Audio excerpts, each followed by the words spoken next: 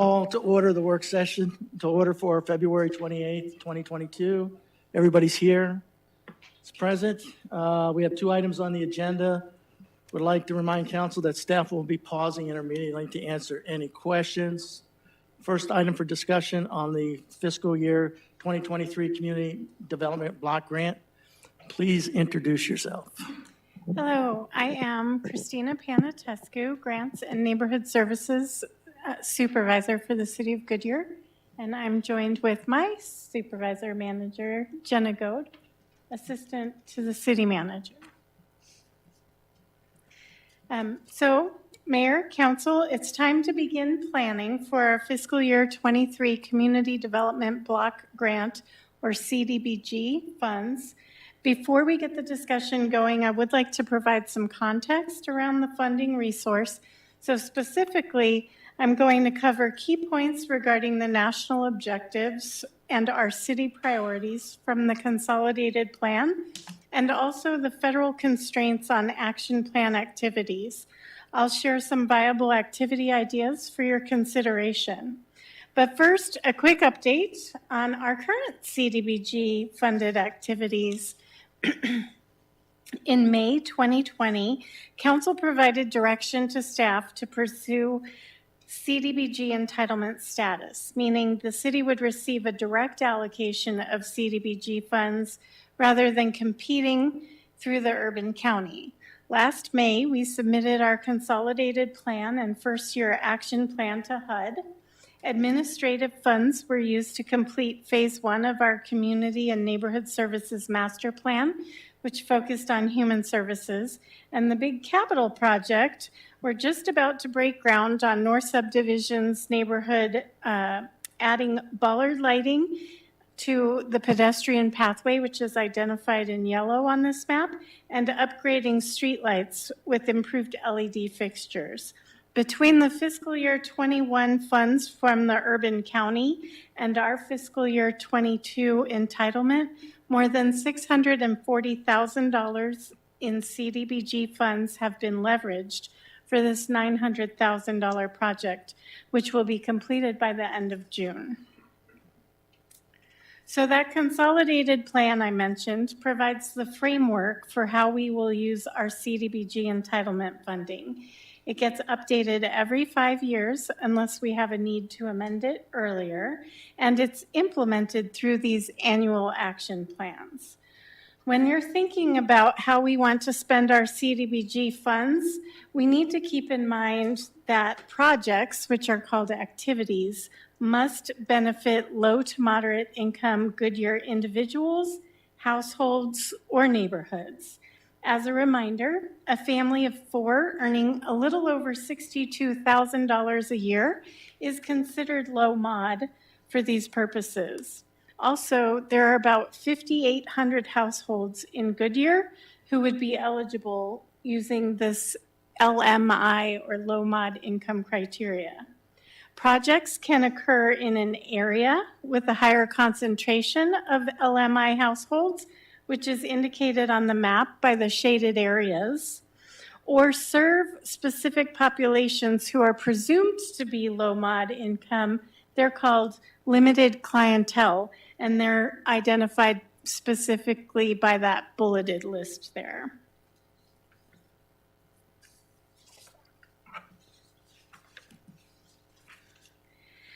Also, activities have to fit one of the following eligible priority areas from our consolidated plan. You can see that when we established the priorities, preference was given to community facilities and improvements, along with public services, and of course, program administration. Although the funds could be used for attainable and sustainable housing, or eligible economic development projects if an exceptional opportunity presented itself, these were generally classified as lower priority areas or activities for the time being.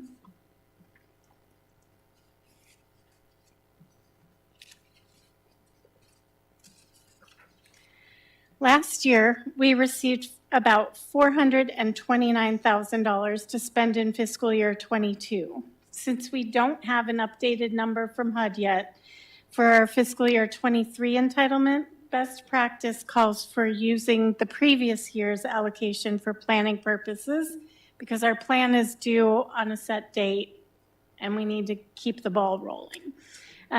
We should keep in mind, though, that we could get more money or we could get less money than we received last year.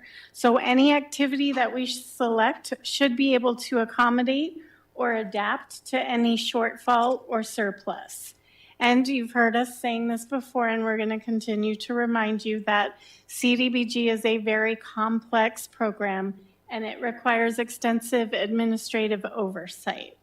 Examples of administrative expenses related to CDBG include those activities related to compliance with federal regulations, promoting the principles of fair housing, assessing neighborhood conditions and the need for human and public services, and establishing application and monitoring systems.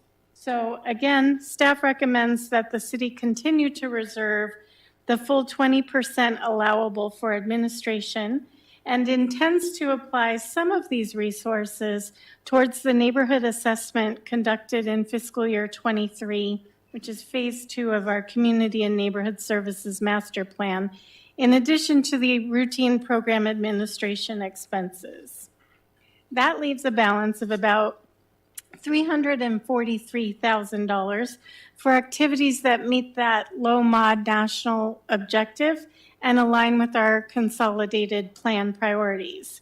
So given that the anticipated award amount and the administrative burdens that accompany these funds are heavy, and this is our second year administering the program on our own, at this time, staff recommends continuing to focus on capital community improvement type projects rather than public services or other low priority activities. But I do want to point out so that you're not confused, if we did want to spend any funds on public services, it would be capped at 15% of our total allocation. So the most we could spend would be $64,355, and that would deduct from what's available for the capital community improvements, which is already a modest amount.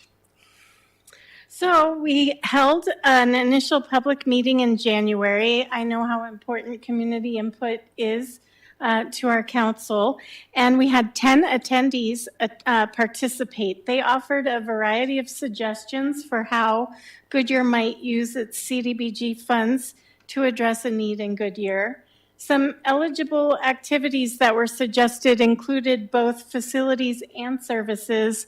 Specifically, there was a suggestion for a senior center, a single location for multiple food banks to operate out of, a reentry center for people who were recently released from being incarcerated, a job training center, staffing and maintenance for recovery program housing, child care or daycare vouchers, first-time homebuyer program for people to be able to buy homes in Goodyear, and something similar to what's happening in Glendale with the Phoenix Rescue Mission's vocational program.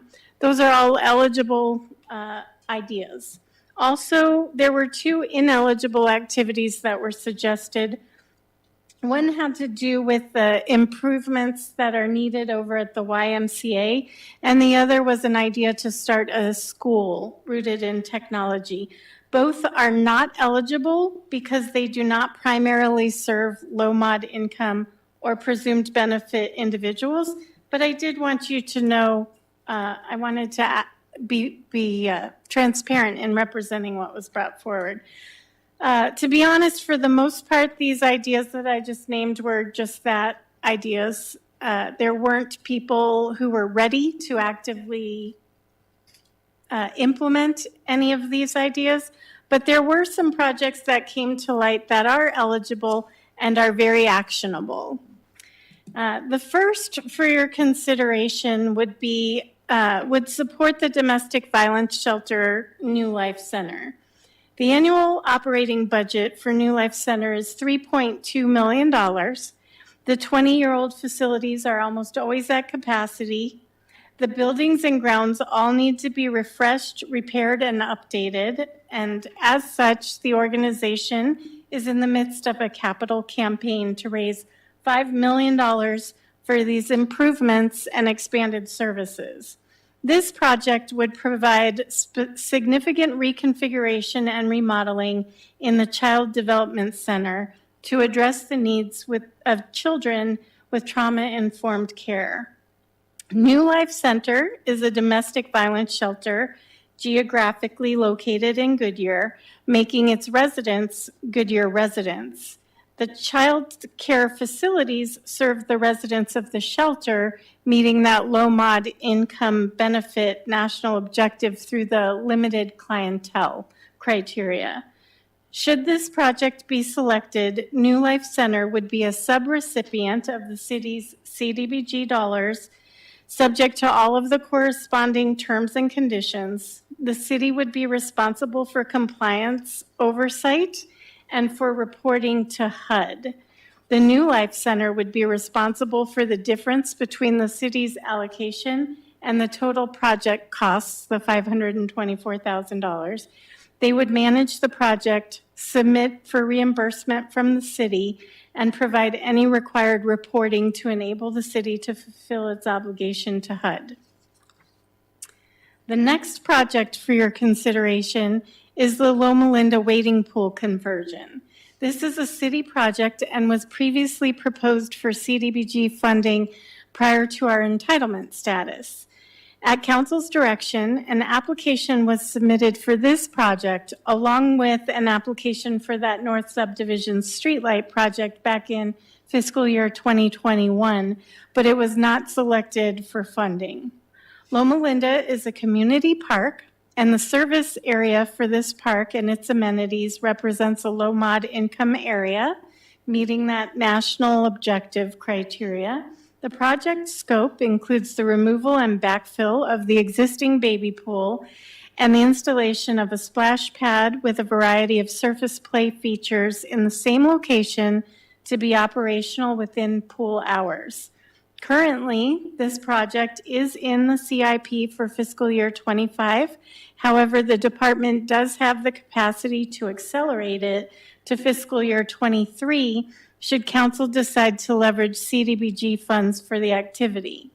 Further, the design-build timeline for this project will easily span 2 funding cycles, giving council the opportunity to consider also investing fiscal year 24 entitlement, similar to the way we've leveraged 2 years for the CDBG funds in North subdivisions. To do so, we would need to budget for the full amount of the project in fiscal year 23 because CDBG projects cannot be speculative. And the commitment of our fiscal year 24 CDBG entitlement would be subject to this planning process next year. That said, the project is currently estimated at $830,000, and 2 years of CDBG funding would cover approximately 80% of the total costs, alleviating the burden on the general fund. Every effort would be made to not disrupt the open swim schedule, and the anticipated timeline would not put our next CDBG entitlement at risk to HUD's timely expenditure of funds requirement. And finally, the final project for your consideration is an ambulance for the fire station that serves Mobile, Fire Station 187. The service area for Station 187 meets the low mod income national objective, and the ambulances are considered public facilities by HUD, making this an eligible project. The Goodyear Fire Department was recently awarded a certificate of necessity, and that allows it to begin providing ambulance service, which had previously been contracted. Since submitting the application, the plan has been to phase in the service, 1 ambulance at a time, as we're able to purchase vehicles and equipment to outfit the ambulance. Funds for the first ambulance, which we are anticipating placing at Fire Station 182 in Estrella, have been in the budget awaiting the certificate of necessity since fiscal year 2020. Originally slated to begin service in fiscal year 2027, this project could accelerate the purchase and outfitting of an ambulance to be in service in Mobile by July 2023. This project would provide funding to purchase and outfit the city's second ambulance, enabling Goodyear Fire to transport 911 patients and subsequently bill healthcare insurances for services rendered in Mobile as soon as fiscal year 2023. The total cost for the ambulance and equipment is estimated at about $341,000. So I think you'll agree there are some great projects for you to consider here, and staff's recommendation is to obligate 80% of this year's CDBG allocation to fund one of these eligible projects. So with that, I'd like to open to council discussion, and I'm happy to take any questions you may have about the CDBG program, or there are representatives for each of these activities here to help with any questions you may have specific to the projects. We'll start over here on the right. Councilmember Kano. Thank you, Mayor. Thank you, Christina. These are three very worthy projects, but as I've studied them, I have no hesitation to say that I believe we should select New Life Center. This is an important community-based asset that we have. We have a shelter in Goodyear, and it's well-run, it's low profile, it provides a much-needed social services, and it has an impact to the region, but also to the state, and I think even beyond.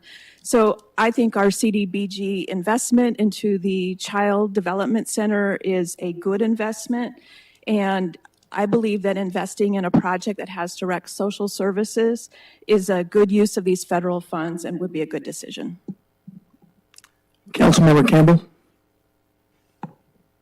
Having sat on CBDG for many, many years, I know that most of the grants that we awarded were always for infrastructure. It wasn't necessarily for reconstruction of buildings or remodeling of anything. New Life Center is a very worthy candidate. This city has provided a tremendous amount of money already to New Life Center because I forgot the allocation we did for years till we paid off our pledge to them. So I feel like we have really been an active partner with them. I do know that where I live, we have units that actually adopt this New Life Center. They're there every week with food, diapers, money, blankets, whatever they need. But my heart is with La Loma, the waiting pool, because that is the heart of this city. That's where the low-income people live. That's where the folks live with all of the children, literally, and they love that park, and they love that area. And we have talked about for years to do something over there, but we've never had the money. And if it really could be done in 2 years, it would save our city a tremendous amount of investment that we could use elsewhere in our city, because this is so desired, literally.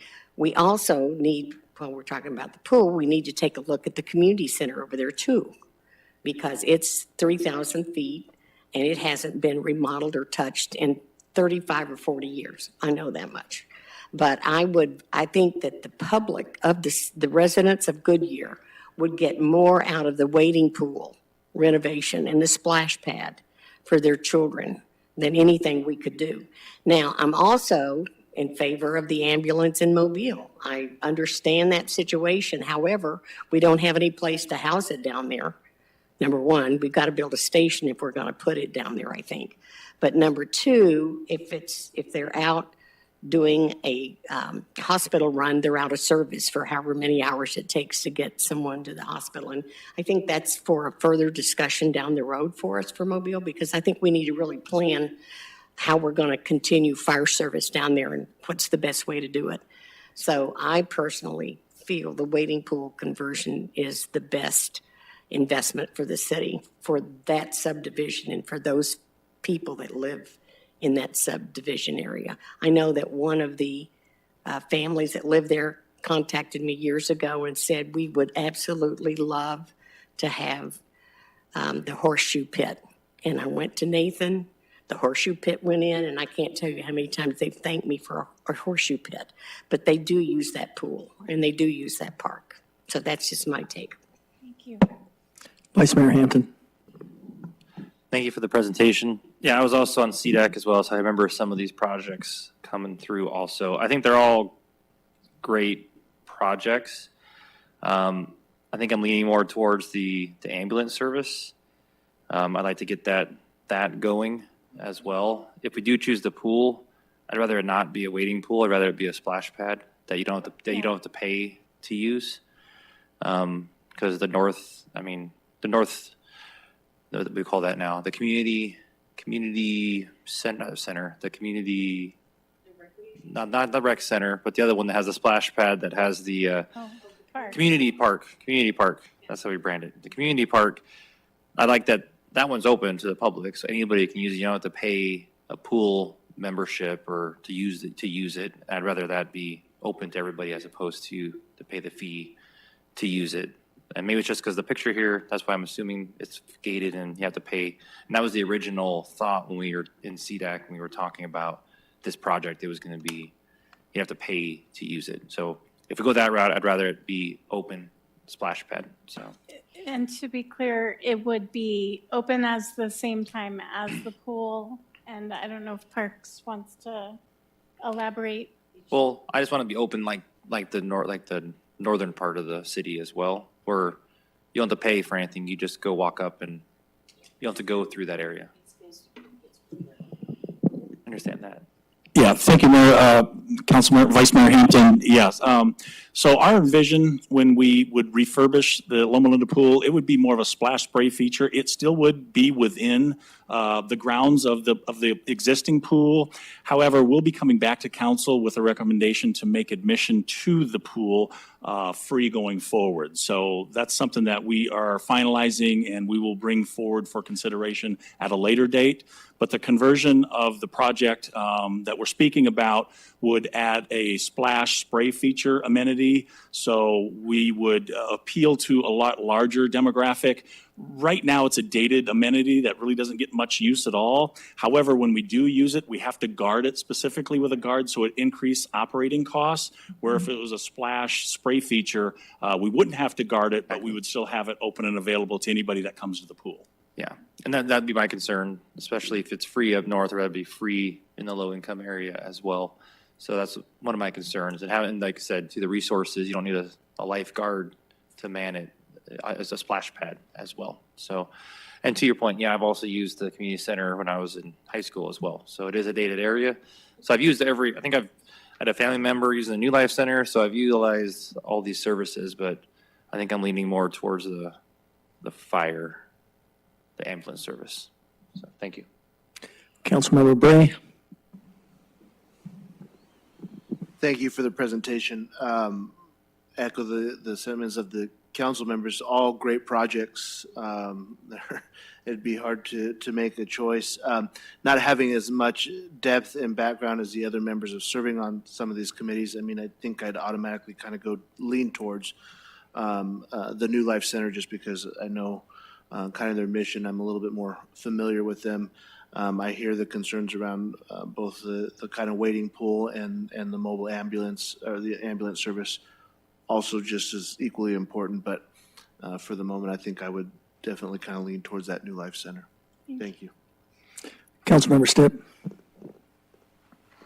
Yeah, Christina, thank you for the presentation. I'm going to go in reverse order. Not that I'm going to reveal like my number one choice or anything, because I think the top two are important there. But let me go this way. I think we've got two problems with the ambulance service. Number one is there is massive ongoing costs that we're not shown. We aren't considering what that is. And it's one thing to pay the capital, but it's another thing to pay the ongoing. And then secondarily to that, the ongoing costs. If we advance the start of the service down there, that means we are not providing an ambulance somewhere else in the city that is far more populated and has far more calls than we have here. So I think we have to be really careful about deciding to advance ambulance service into an area that has 40 residents. And, you know, I've been very clear about my feelings of what public safety costs us down in that particular area, so I'm not going to go on any farther. As far as Loma Linda Pool, I really like that idea. My concern with Loma Linda Pool, and David, I'm glad you didn't go far. I remember 10 years ago when we got on council, the entire Loma Linda area was supposed to be remodeled, including the not the pool, but the community center and ramadas and all this other stuff. And I was part of the group that sat with the community that talked about what did they want, what didn't they want, et cetera. And I have seen nothing on that in 10 years. I'm concerned about advancing one aspect of that without knowing the rest of it. Where are we with the rest of that, project? And if I had to guess, the answer is going to be, well, it'll be in the next Parks Master Plan, which I really don't want to hear because it was in the last Parks Master Plan. So I'm concerned about doing that. I think if you look at the intent of CDBG funding, that's where it belongs.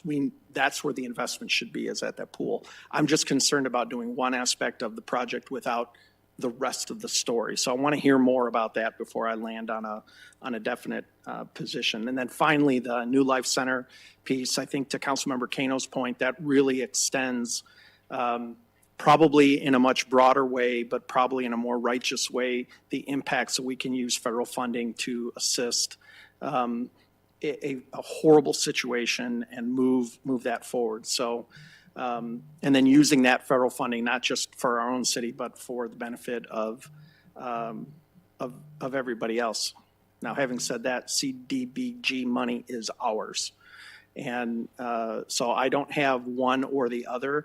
I can just tell you I am absolutely adamantly opposed to it being the ambulance. So one of those other two projects is fine, and I would want to hear the result of what are we doing with the rest of Loma Linda Park before we advance on that. But we can't lose with either one of those projects. Councilmember Loretano. Thank you. Thank you for bringing us basically three very worthy projects. I do agree pretty much with Councilmember Stipp with pretty much everything you said. With the ambulance, I think that is going to be covered as we have our plan, and I think that's important. We kind of keep on focus and not kind of try to offshoot ambulances here and there. I'd really like to keep that as a plan to cover where the body of the people are first. I think that's very worthy, and someday we'll need one down there, but to put one down there when we don't have one, in West Goodyear or the Pebble Creek or Palm Valley first, I think that's a little cart before the horse, although it is, I'm sure it will be needed down there. Both the pool and the New Life Center are both very worthy projects. I would be happy with either one. With the pool, I do agree with Councilmember Stipp. I would like to see when it comes forward, I would like to see it more of a package. And I don't know if we can bump it up in the next CIP plan or how we can do that, but I think we need to do not just a piecemeal. If we want to really redo that area, I would really like to see it fully redone, not a splash pad 1 year in this. I just kind of like to see an overview if we've got the money to do that in the next plan, to put that together and actually give those residents an entirely nice pool.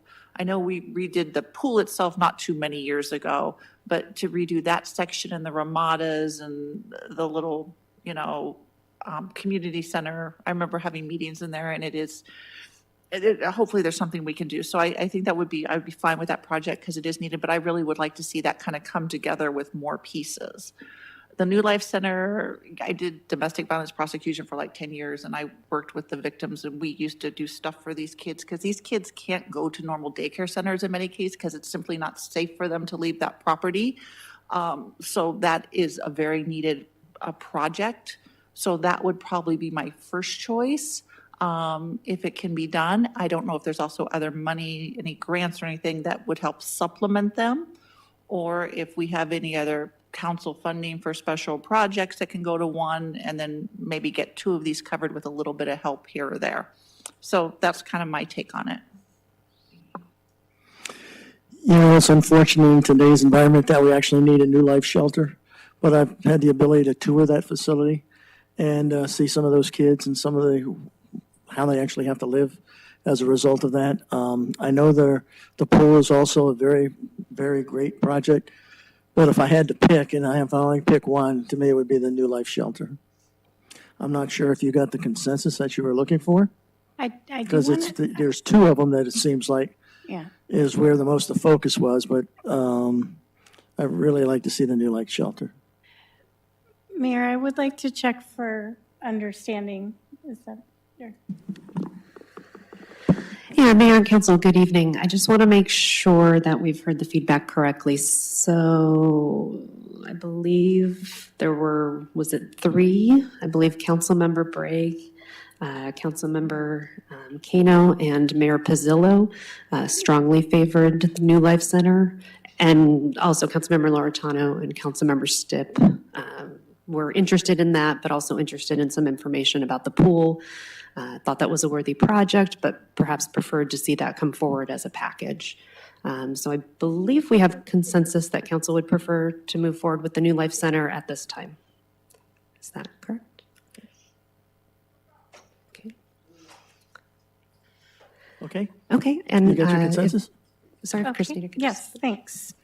So our next steps are, I will integrate the New Life Center strategy into or activity into our annual plan. It will be available for public comment.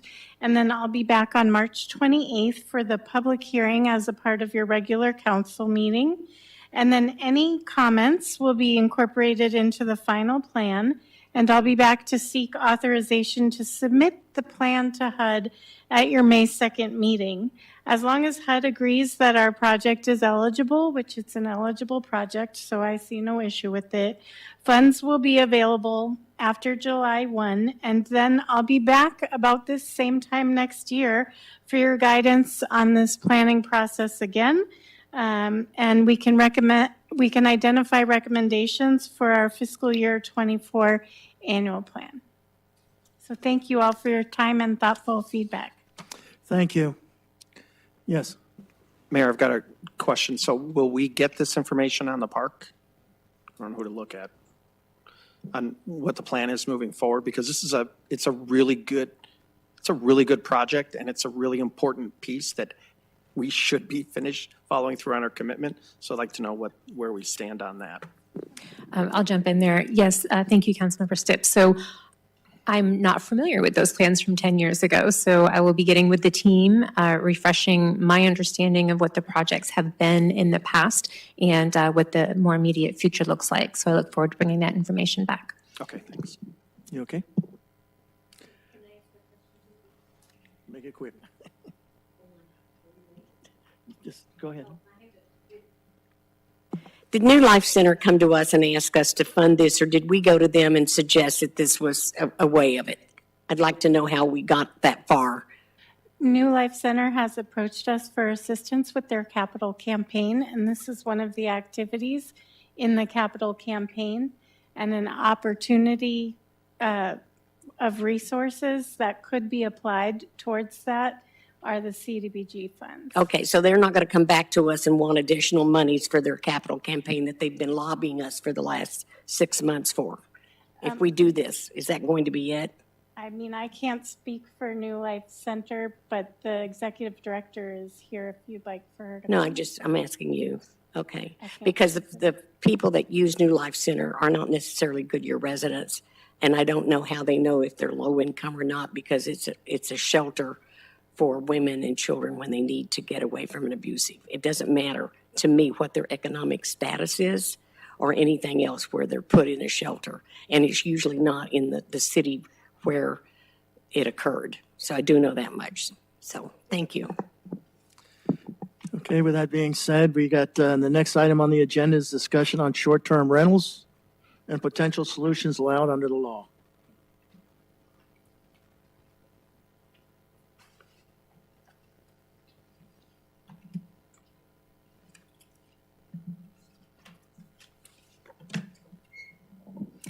Thank you. Good evening, Mayor and Council. So tonight's work session, next we'll be talking about short-term rentals, what they are, their prevalence in Goodyear, impacts on the community, and options for your consideration to address those impacts. Short-term rentals are generally considered those that are rented out by the property owner for 29 days or less per period. They are likely listed on online lodging marketplace platforms like Air Bed and Breakfast, otherwise known as Airbnb, and vacation rental by owner, otherwise known as VRBO. They have been very popular in tourist places like Sedona, Paradise Valley, and Scottsdale, but they are becoming more common in communities such as Goodyear. Although we currently have no way of knowing exactly how many short-term rentals we have in Goodyear today, a recent search of the Airbnb website for a home in Goodyear returned more than 300 results for the surrounding area. Additionally, we reached out to a company that assists cities in locating short-term rentals in their community, and they estimated for Goodyear around 400 short-term rentals. And of course, we would anticipate big events such as the Super Bowl, NASCAR, or even spring training to increase those numbers. In some communities, such as Sedona, short-term rentals have become such a big business that some neighborhoods don't actually have residents anymore. And so this impacts community connections in addition to sometimes the reality of having a party house on your street. So although not rampant, we do get complaints in Goodyear about noise, parking, speeding, and trash being left behind outside known short-term rentals. But keep in mind, when the police report to a nuisance complaint, they often would not know if it was a resident occupied, a long-term rental, or a short-term rental situation. Concerned about private property rights, the legislature preempted cities and towns from regulating or prohibiting short-term rentals in 2016. There are exceptions in the law made for protecting public health and safety, so we are able to respond to otherwise illegal activity, disturbances, or unruly behavior. In 2019, based on some challenges with the 2016 law, the League of Cities and Towns worked with stakeholders to find an avenue that allows cities to require short-term rental owners to provide contact information for someone who is responsible for responding to complaints in a timely manner, and allowed for civil penalties. There is no lack of discussion on this topic. You can see it in newspaper articles, and there have been 5 different bills this year introduced at the state legislature. So as more communities have been seeing the impacts of short-term rentals, we are seeing more communities adopt such regulations. Recently, you might have read that Litchfield Park, a neighboring community, adopted some regulations.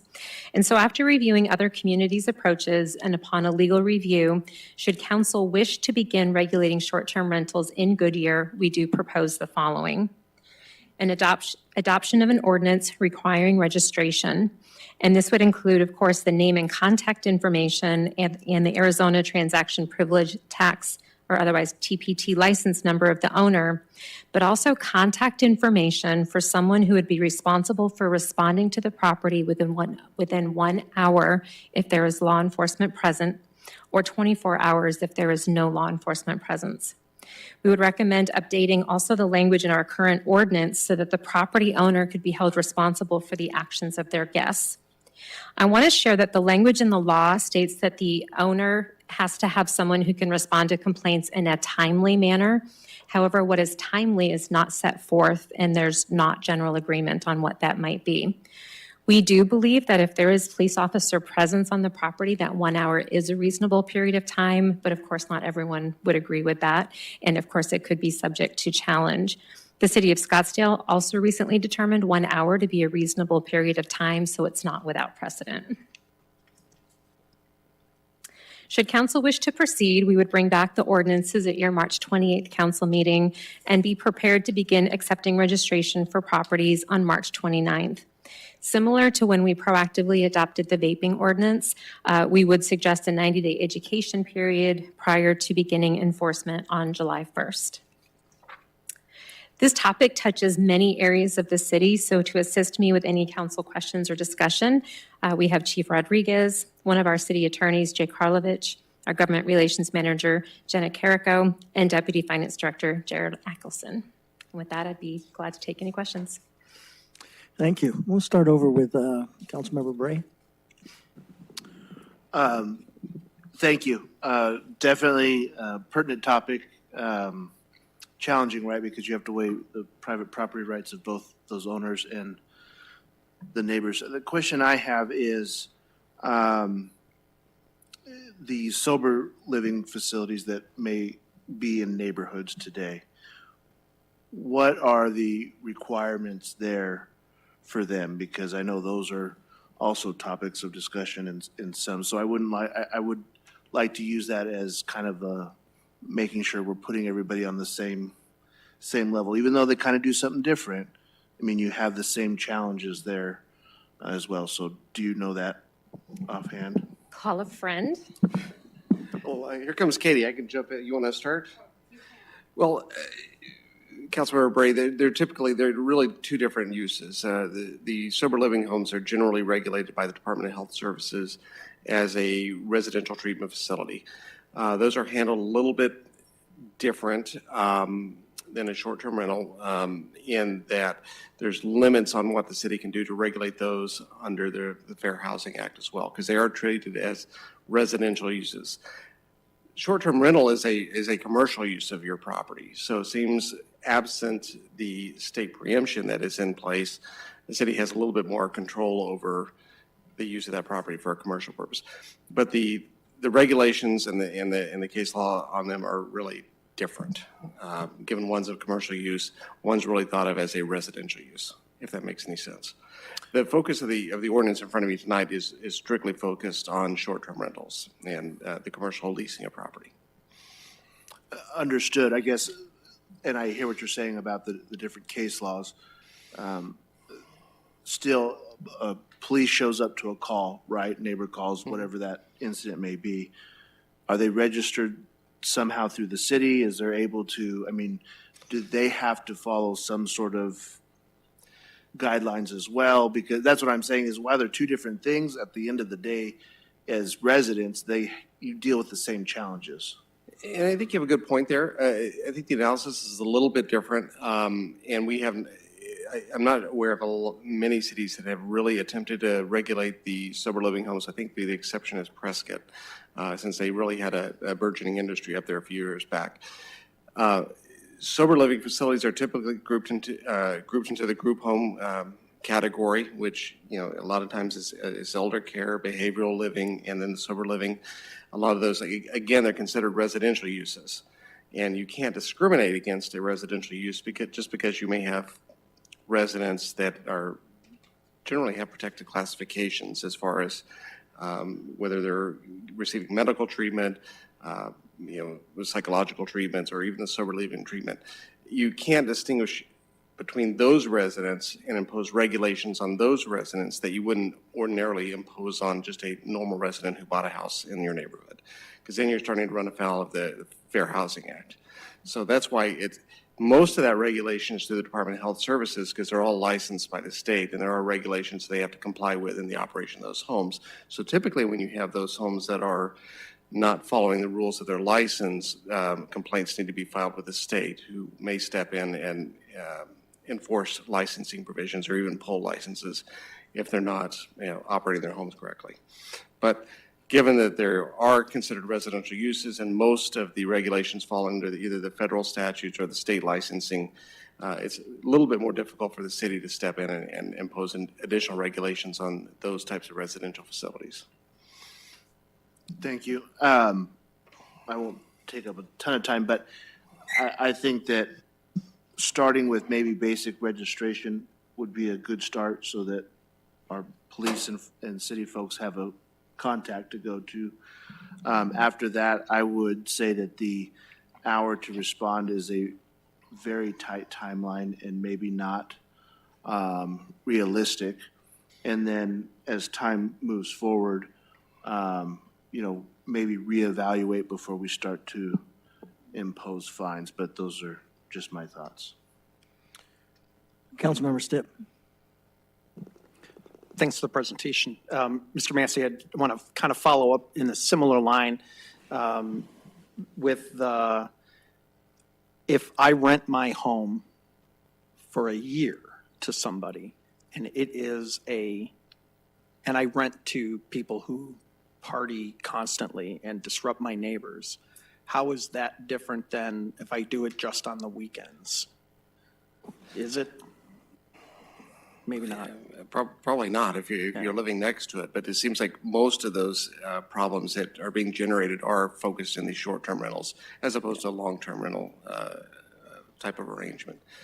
Now, I think the one thing we didn't touch on in the presentation, that the companion of the short-term rental ordinance that's being presented to you this evening, the registration piece, there's also being created a category called an unruly gathering type of ordinance. It's a little bit of an extension on a disorderly conduct type of enforcement mechanisms that states that if you're having these types of party houses and you're creating disturbances in the neighborhood, there's an enforcement mechanism both against the renter who's conducting the party and after multiple violations that the property owner is aware of, there's also an additional enforcement mechanism back against the owner of the property. So that's an attempt to regulate or address the issues that some of these short-term rentals are creating with the party houses. So does that also then, I don't want to say solve, but at least move us one step closer in the common complaints that we hear regarding some of these group, I'm just going to classify them all as group homes. We get some group home complaints that, does that unruly conduct, if it rises to that, does that apply there as well to protect our neighborhoods in that fashion? You know, if you, and while you're looking it up, for Councilmember Bray's, you know, education, I guess, day one, we, you know, we've dealt with a number of emails and complaints from residents over the last several months about the short-term rentals and the group home activities that have really been very disruptive to the neighborhoods. The group home activity, we forwarded that to DHS and they took corrective action themselves, which was very positive for us. The short-term rentals has been our biggest hang-up. So did you? Councilmember Stipp, it would apply to any use, whether it be private or commercial. It's a gathering of 5 or more individuals that's creating a disturbance. So it could be long-term rentals, it could be short-term rentals. It's trying to address these issues. It could be a party at my house. It could be. Right. So, okay. You know, I'm one of the last that want to throw additional regulation in place, but this problem has not self-corrected and has really moved forward. I have had a number of conversations with residents outside of city email, really expressing a lot of frustration in this. I am 100% in support of doing something. Been very frustrated by the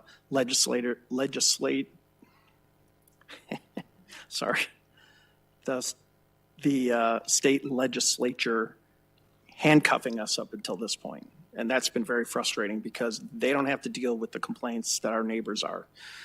So I'm in support of this, and I'll just shut up because I know we're short on time. Councilmember Loretano. Yes, I am also in support of this. I think it's a first step. I don't know if it's going to be enough. Many of these short-term rentals started as, you know, Bill's leaving for a couple months, so he's going to rent his house out until he finds someplace new.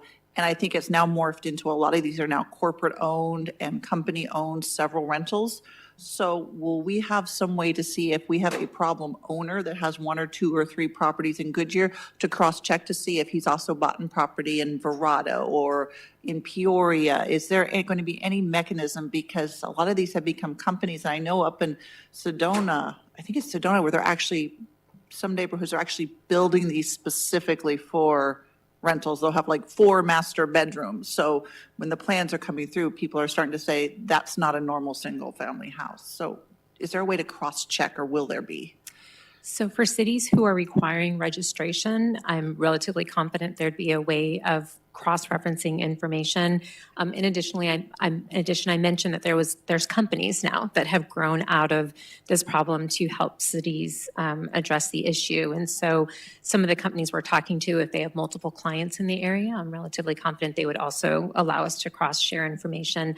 But there's not that many cities yet who've taken this step. It's still something we'd be at the kind of leading edge beyond the Sedona, Scottsdale, Paradise Valley.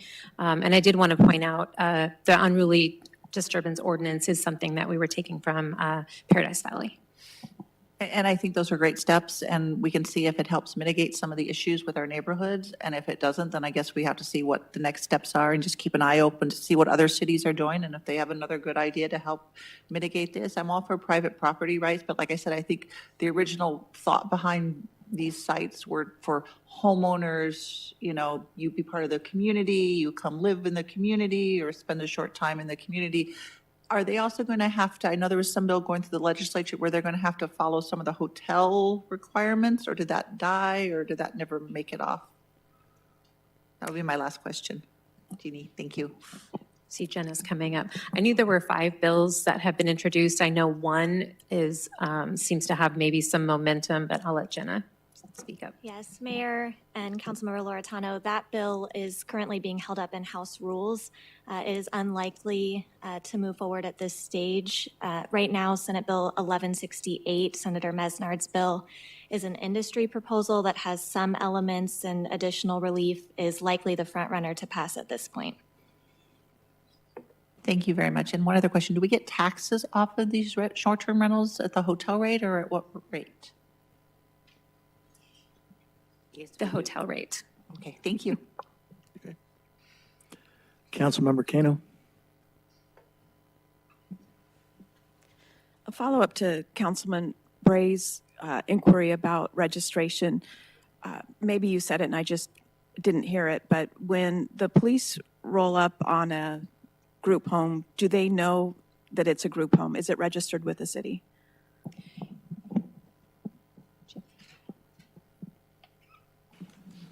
Well, he's coming up. I do not believe it's registered with the city, but as Rourke mentioned, it's registered with the state. I'm not sure if PD has access to that information. Good evening, Mayor and Council. So we know from either calls for service that we get there, so then we have a message in CAD to let us know that, the last call we responded there was due to that. I mean, obviously people do move and other people buy these homes, but no database that we completely work off of other than our internal CAD system. And we also, to what Rourke Massey had mentioned, we do work with DHS also. So when we have an incident or if there's some type of report that's written, we're also forwarding those reports to DHS and working with them to let them know to make sure that, everybody that works there is on the right path. So. Thank you. Okay, so they are registered, but not necessarily with our city. I think that what the proposal is a sound proposal. I think it's important to have minimum and maximum fines, and I think the unruly gathering ordinance is very necessary. Honestly, I'm not sure what's a reasonable time. I don't know what a timely response is. I don't know if it's 1, 2, 3 hours. That I can't answer, but I think you're on a good track. Thank you. Councilmember Campbell. Thank you. Thank you, Julie, for bringing this forward. It's something that we've been concerned about for quite some time. I like the short-term rental ordinance to require registration and then have a fine if they don't do it. And then also for the owners to know whenever they do rent these properties out, they're still responsible to be a good neighbor. And I know that a lot of times, in fact, we've had friends that have come into town and rented up in Estrella for 2 weeks for spring training. They didn't throw any big parties, though. I know that. So, but that being said, I think that we need to, I'd like us to be consistent with our sister cities and adopt something similar to what they have so that if someone does come into town, they know the rules are not going to be any different here or Litchfield Park or whatever. And I really think I like the fines because that's sometimes the only way you can get the attention. Now, as far as the group homes go, because I am intimately involved with the Department of Health Services right now. I do know that they have specific requirements on conduct, how the homes are to be run, and the community code conduct, so that when we do have an issue, we can usually bring them in and they will take care of whatever it is. Although we can't necessarily stop some of the group home residents walking the neighborhood, and we wouldn't want to do that if they're not causing a problem. But I don't think that we can, we would even worry about governing the group homes, because that's a separate entity. These are not party homes for that particular thing, but I'm absolutely in favor of doing it, in the 1 hour time frame is fine with me. Vice Mayor Hampton. Thank you. Yeah, so I'm in favor of doing something, and if it's a business, I'm okay with requiring a registration, just like any type of business in the city as well. The fines, I guess I'm just curious the practicality of how it's going to work. So if I have, what causes the first fine up? If it's loud, and who determines if it's loud and unruly, and what that looks like. If I have a party at my house, my neighbor just doesn't like parties, but I'm not loud, but I have more than 6 people, am I going to get a $1,000 fine the first time an officer shows up? Or just what does that look like? So I appreciate trying to control loud parties. I just want to understand what, I guess, to the other extreme, like what is too much or too little for that fine. Well, I think you can see there's some fines that, for example, not registering. And so that would be something that would be happening administratively, but it all goes through the court system. So for example, for an unruly gathering, it would be the police department who would make the determination of writing the violation, which would then come through the Goodyear Municipal Court for adjudication. Don't know, Rourke, if you want to add anything to that. But We've defined what an unruly gathering is and try to put some definition to it. It's basically disturbing the peace or the surrounding neighborhood through excessive noise or other conduct. But Julie's right, it would be the officer writing a report and issuing a citation, and then certainly the person who's cited would have due process and would come to the court and have to be found responsible by a preponderance of the evidence. It's a civil statute. It's not a criminal. Okay. Yeah, I just want to be practical in the way that we're doing it. It's similar to a code violation, if I could add. I believe that's the type of process you'd see. I guess I just want more meat on the bones on what that's going to look like for people. Like if I have a barking dog, that's pretty noisy to me, but I know there's a different route for that in the city than the noisy dog that a short-term rental person brings. Is that? I don't know. It's currently officer discretion. So if you have a police officer who shows up to a scene, they use their judgment when it comes to the type of punishment or ticket that needs to be issued at that point in time. Okay, and I'm sure I can have Chief come up if you. Yeah, I don't think we're going to be just writing fines like crazy, but I just wanted to make sure that it's, like I said, there's some more structure around it. I don't want to just fine people without a set. And the goal certainly is a set code that eventually is more robust and no more than our peers, but whatever that looks like in practicality. I don't know if I need an hour for how long it's going to be. To Councilwoman, not Loretano. Well, if I could just use an example. So say that there's been a party at the house and the door's been broken in. Mm-hmm. That house is now not secure. Yeah. So within an hour, we would expect the responsible party to come to the location to be able to secure the property. And I think Chief will share their officers are not allowed to go into that property to see what's going on either. So I'll let Chief expand. So you have Vice Mayor Hampton, a couple things. The officers will get there. They'll obviously either have history at that residence or maybe they've already been there earlier in the night and provided a warning. But yeah, they don't just have the right to walk in and make it through the house and deal with things unless they have a crime that's going on and they need to take care of what's happening. However, they're going to use their best judgment with what they have there. And they issue the citation, and eventually the citation will make it to the court. And then, the judge will rule on what that is. However, with somebody responding or being able to talk to somebody early on, if we do go, let's say, at 9 p.m. because we get a noise disturbance, we can go make contact, let them know that we received a noise disturbance and that they have to abide by the laws. But at the same time, we can make contact with that representative and really allow them to police their own before we have to come back again and, obviously write a citation or make an arrest or do whatever happens. But that's the main thing, is to work with them. And I know that, and all the officers or most of the officers, they're going to use an open judgment and work with everybody to try to come to a good solution. Okay. No, I appreciate it. Yeah, I'm not saying that they're just going to walk up and start finding people left and right, but having to talk to the right people and give them a warning and things like that, I think is important. So, yeah, I agree. so I'm on board Goal with is doing compliance. something. What's that? The goal would be compliance. Yeah, exactly. Thank you. I'm hearing it all the time in the neighborhood about these party houses, and anything we can do to at least try to mitigate this and get ahead of it so it doesn't get to be a problem out of control. I like what you've recommended. I know there's probably going to be further definitions and detail, whether it's an hour, 2 hours, whatever the case may be when it comes through. But I'm on board to try to get ahead of this before it becomes, out of control. So did you get enough feedback here from everybody? Yes, I understand the consensus would be to move forward. So there were draft ordinances in your packets. If there's no additional feedback, we would be looking to come back with those ordinances to be considered by council at the March 28th council meeting. Okay, thank you. There's a meeting following this. Do any of you want to take a break before we start? Play a short one? How long? 5 minutes? 10?